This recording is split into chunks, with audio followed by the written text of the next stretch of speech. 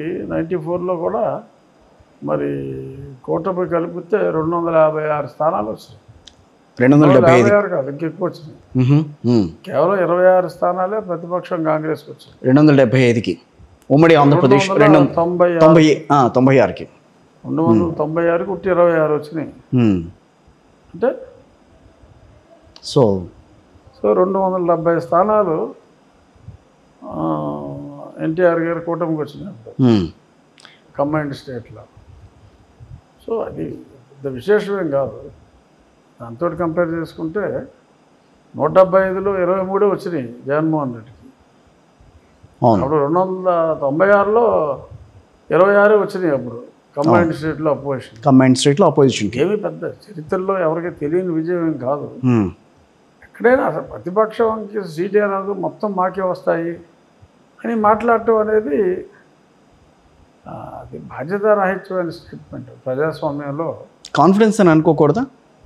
Confidence కాదు, madness అంటారు దాన్ని. ఇంకా మీలాంటి వాళ్ళు కాన్ఫిడెన్స్ అనుకుంటే అది దురదృష్టం. అంటే తాను ఇచ్చిన పరిపాలన సంక్షేమ పథకాలు ప్రజల్లోకి వెళ్ళినాయి. బుద్ధి ఉండాలండి రాజకీయ నాయకుడికి ఉండాల్సింది, మినిమం కామన్ సెన్స్, బుద్ధి. We are in democracy. డెమోక్రసీలో నువ్వు ఎక్కువ సీట్లు నెగ్గాలని కోరుకోవటం తప్పులేదు. నీకు ఎక్కువ సీట్లు వస్తేనే నువ్వు పరిపాలిస్తావు. అసలు అవతల పార్టీ అనేది ఉండకూడదు, అసలు ప్రతిపక్షం అనేది ఉండకూడదు అని ఒక డెమోక్రటిక్గా సెటప్ చేసిన ఒక పార్టీని రిప్రజెంట్ చేసి వాడు మాట్లాడుతున్నాడు అంటే వాడు మెంటల్ ఫెలో. మీరు ఎప్పుడైనా చంద్రబాబు నాయుడు గారు మొత్తం 175 మాకే అని చెప్పడం చూసారా? లేదు.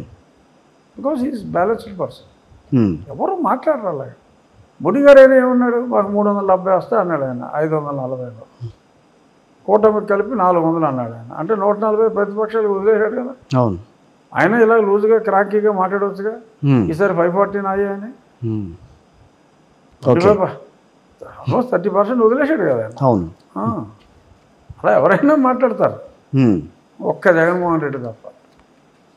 That is just because of his mental illness అని అనుకోవాలి. మొదటి నుంచి అంటూనే ఉన్నారు కదా 175కి 175 సీట్లు గెలవాలి. మొదటి నుంచి అదే ఇల్నెస్ ఉందని చెప్తున్నాం. Otherwise no one would utter that word.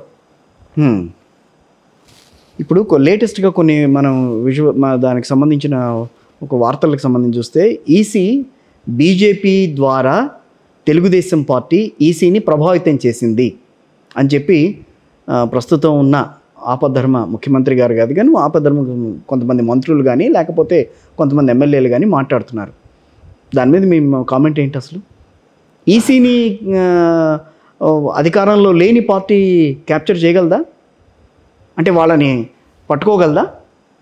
అంటే అదేనండి, అది సంధి ప్రేలాపన అంటారు దీన్ని. అంటే వ్యక్తి చర్చ ముందు మాట్లాడే మాటలని డెలీరియం అంటారు ఇంగ్లీష్లో, తెలుగులో సంధి ప్రేలాపన అంటారు.